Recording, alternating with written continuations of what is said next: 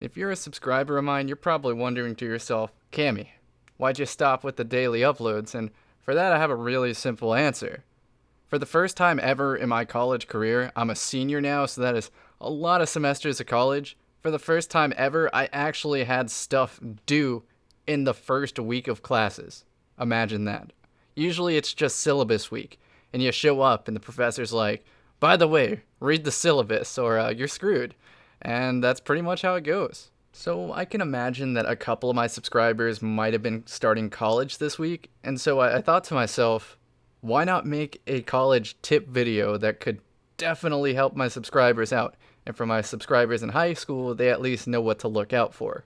And for those of you not in high school, college, middle school, or any schooling, and you've already started your career and are moving on in life, you can see how times have changed, or how they haven't changed. Before I start on the first tip, just notice that the gameplay in the background is, as usual, pretty nonsensical. I'm using a scout rifle that has some crazy levels of zoom because it has private eye and custom optics with the long range scope, so when I crouch, it sees into people's future. I'm sure you're tired of that joke. And then my secondary is a sidearm which looks very reminiscent of a real life Glock, aka the space Glock. Well, this brings us to tip number 1. Go to class. Now, I don't even know why in every tip video on every college, whatever, this is always a tip. It should be freaking common sense to go to class.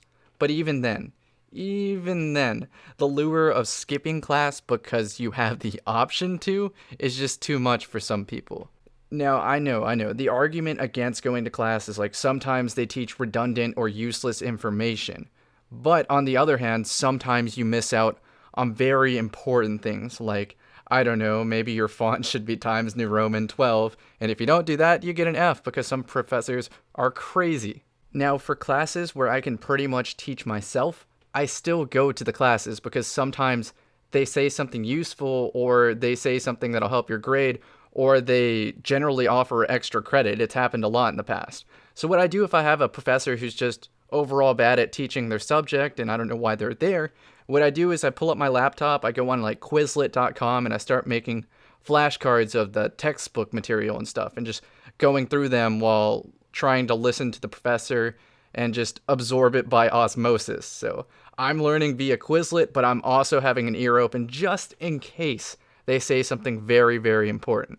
So I use probably too many words to explain this one. Basically, go to class and use it as glorified study time and just have an ear open in case they say something that you actually need to know. Another tip for this section, it's going to sound a bit nerdy, but sit in the front. Professor remembers who sits in the front because no one sits in the front. The front seat is always open because no one wants to sit there for some reason. But if you sit there, professor sees you there every week, they will remember you, and that helps. I've had a couple classes. Here, I'll tell you what, I'll just tell you the story right now because it's a pretty amazing one. So I had a professor last semester who worshipped the UCLA basketball coach, John Wooden, right? Like, Helga Pataki makes a bubblegum statue in her closet level of worship. He had one of those Bible protectors for our textbook in the class and basically just preached about John Wooden. And that's his teaching style. If it works, it works. The class was pretty easy, but it was just a little bit creepy to all of us in the class because we're like, maybe he likes John Wooden a little too much. But the main source of your grade in this class was what they would call a pyramid project, because apparently John Wooden had created a pyramid of success that wrote down all his values that led to his success as a basketball coach. And so our project was to recreate it. I know it sounds a little bit reminiscent of high school, and a lot of college classes are exactly like their high school counterparts. But for this class, even if I got 100 on the pyramid project, I still would have had an 89 or an 88 or 86 or something like that. It was really close to that A, but even if I got 100 on the pyramid project, it just wasn't going to happen. So me being me, I decided to go all out with this project just for the lulz. So what I did was I got 2 pieces of poster board, I pasted the edges of them together in the shape of a triangle, and then I hollowed out the middle and put like sliding indentions and definitions and stuff, made it look all pretty with printed out pictures, and then here's the best part. At the top of the pyramid, I cut out a triangle, and then I cut out the face of John Wooden off of our textbook, and then I slipped that face with a triangle hat into the pyramid so it was just stealthy. And if I pulled the top of the pyramid, John Wooden's head was like, peekaboo, what's up, y'all? So we had to do presentations the next day on our pyramid projects. And as far as me and my class was concerned, we all thought the presentations was going to be to our classmates. Just go up in the front of the room and talk about your pyramid project and make it sound good and stuff. But when we got to class, our professor had other plans. He pulls up a chair next to his desk and says, all right, this is the hot seat. You're going to do your presentation one-on-one in front of me, and then you get your grade and you go. And so at this moment, I had just like a little bit of internal panic because I thought this was going to be to the entire class. So that's why I took the extra time to, make a funny John Wooden pop out of the top. Because if I was going to get a B in the class anyway, I might as well enjoy it. Finally, it's my turn to go do my presentation. So I walk up there and I start describing my pyramid and stuff. I said, oh, this confidence leads to this, which leads to success and stuff. And I'm paraphrasing here. Eventually, after like a couple minutes of talking, I'm like, finally, you combine all these aspects of the John Wooden pyramid, and only then can you have success like John Wooden. And as I said John Wooden, I pulled up the triangle hat, and John Wooden pops out of the top, and my professor starts like clapping, and he's like, oh my goodness, I need to go get a picture of this to show my colleagues. So there I am in the middle of my classroom posing with this John Wooden pop-out pyramid creature that I created. My professor's taking pictures of it. Then I shake his hand, say thank you for a great semester, I learned a lot, whatever, all the formalities that come with that. And then my professor starts assigning the grade for the semester just to say goodbye. He's like, all right, this is what you have in the class, this is what you got on the pyramid project. And then he pauses for a second. He goes, it seems you have an 89 in this class, but because you did such a good job with this project, I don't usually do this, by the way, I'm just going to give you an A in the course.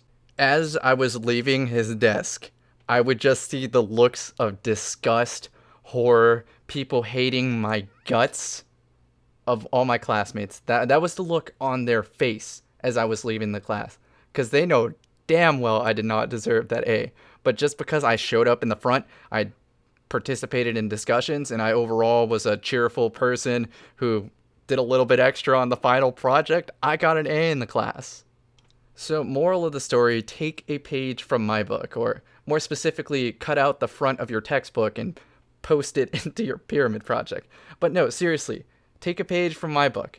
Show up, be generally useful to your professor. Like if they ask an open-ended question in class and you're out in the front and no one answers it for like 2 minutes, and the professor's willing to sit there for 2 minutes and wait it out, just answer the freaking question. Even if you're wrong, the professor will appreciate that.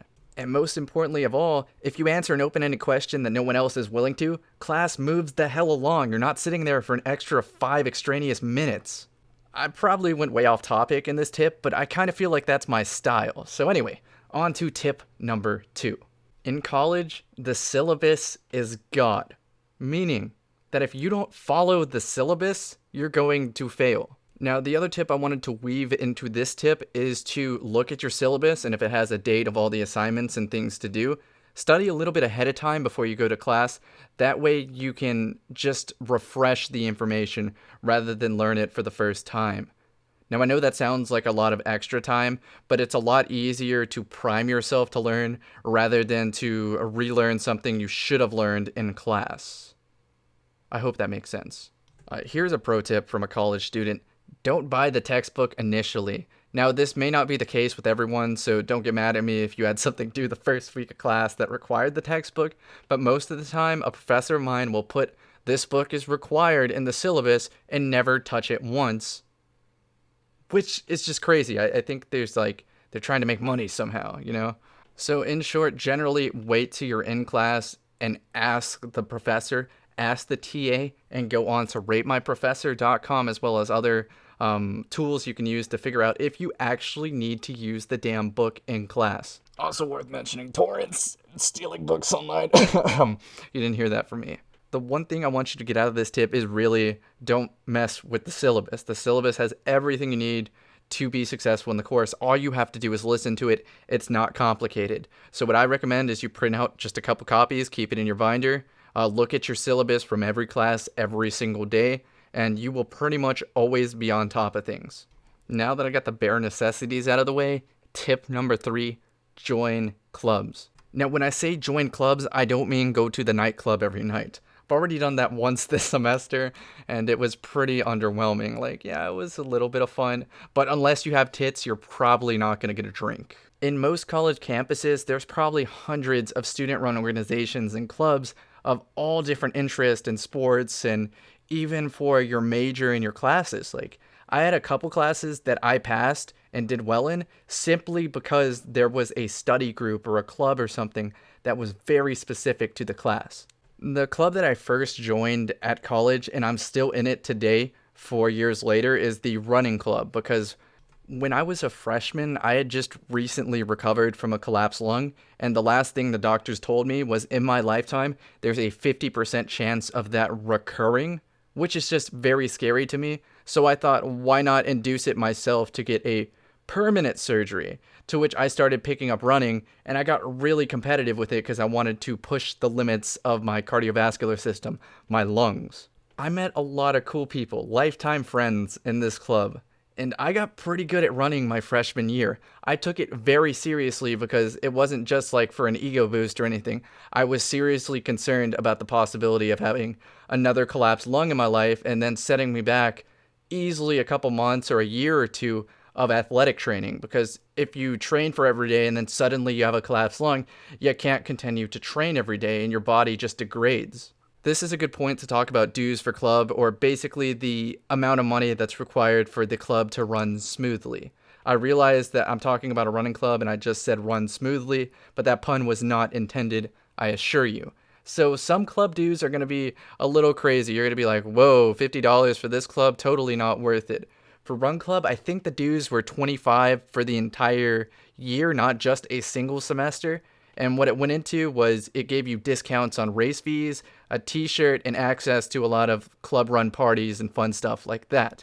And because I took racing seriously in my freshman year, I ended up making money from prizes at races and stuff because I would place well in my age group over the course of a series.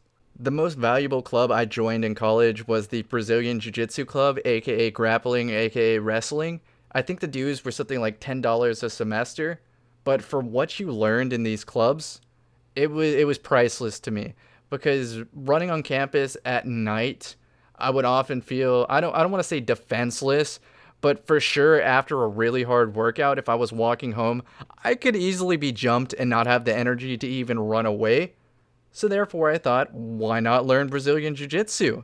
In the process, I made a lot of awesome friends, some of which I still have classes to this day. I see them in the gym every other day. It's pretty nice. And for the record, my campus is huge. I mean, upwards of like 50,000 students plus. It's pretty insane. However, when I say this, if you join clubs, if you pay attention and talk to classmates in your classes, that 50,000, these big class sizes become really small because you're seeing the same people everywhere.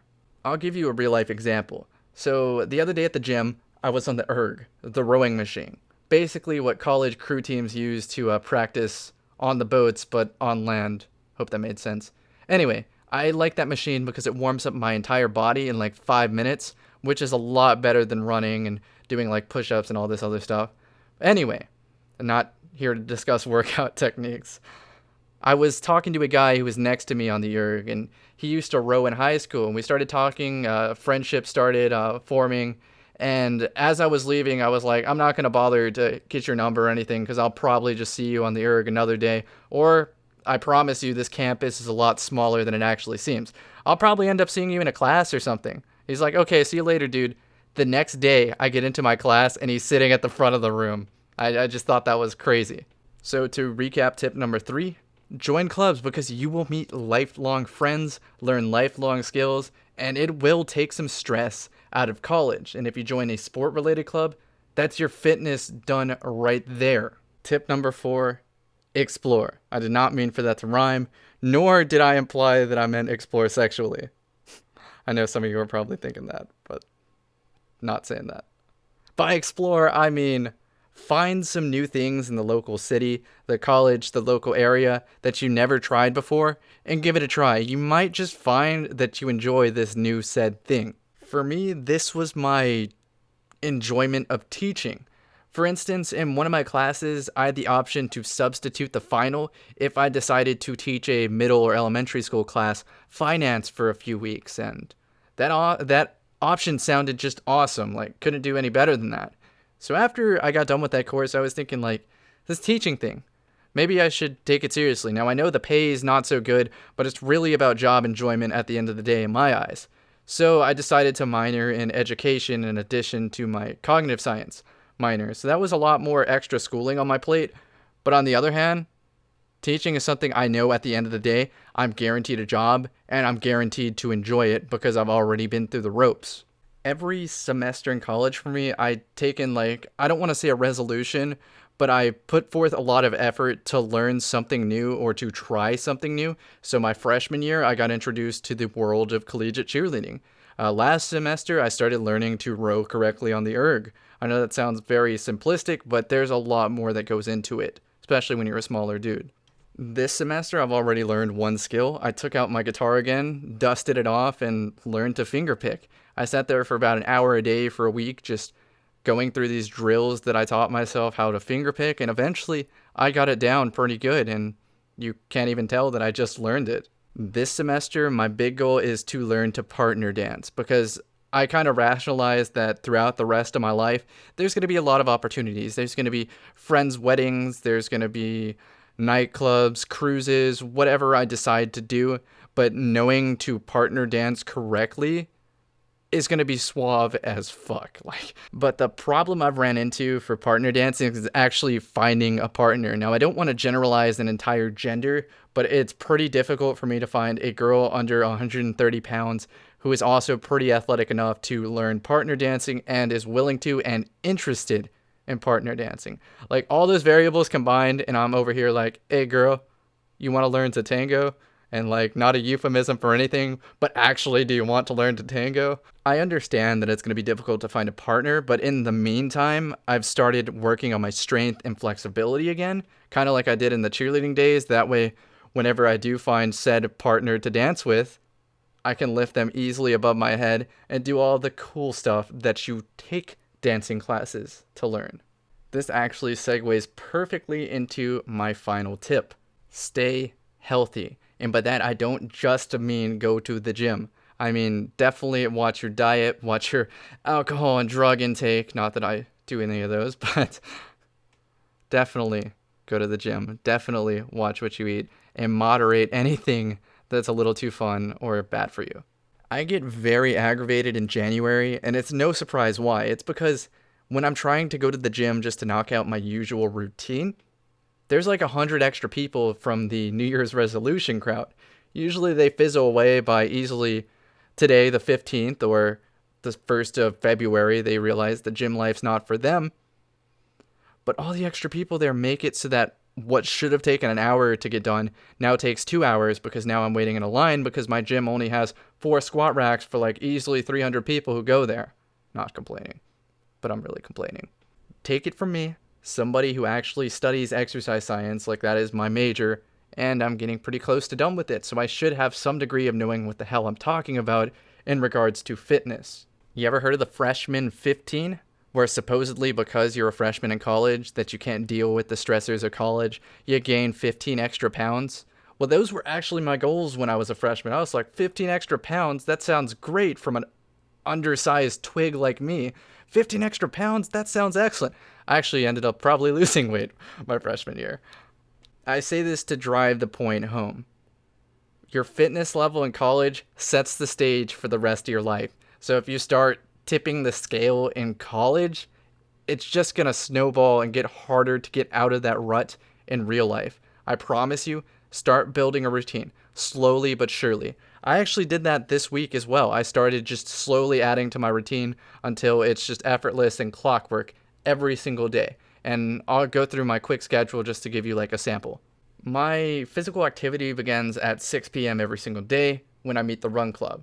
And I think the hardest run I did last week was 5.5 miles. That's somewhere under 43 minutes. So that's not the craziest pace in the world, but that shows that I'm at least staying active.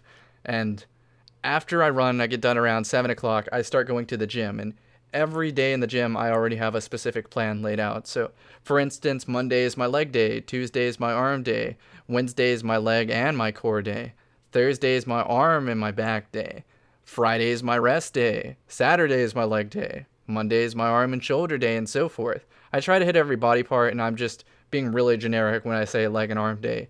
Often involves a lot of other specific movements.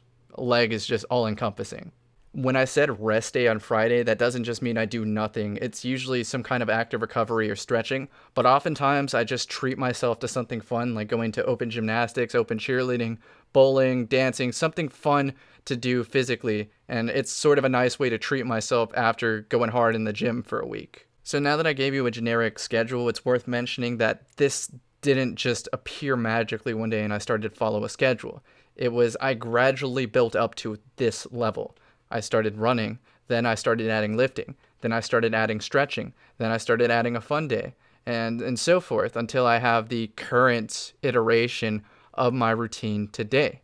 So what I'm saying for those of you out there is to start slowly but surely building up a workout routine. And all that stuff I mentioned, I can get done within 2 hours if the gym is, reasonable. If I was in a classroom right now, I'd probably be getting a gold star from my professor for what I'm about to say. Now, cost-benefit analysis over the entire span of your life. An hour or two in the gym every single day versus dying early in life because you're unhealthy. Extremely early in life if you're unhealthy.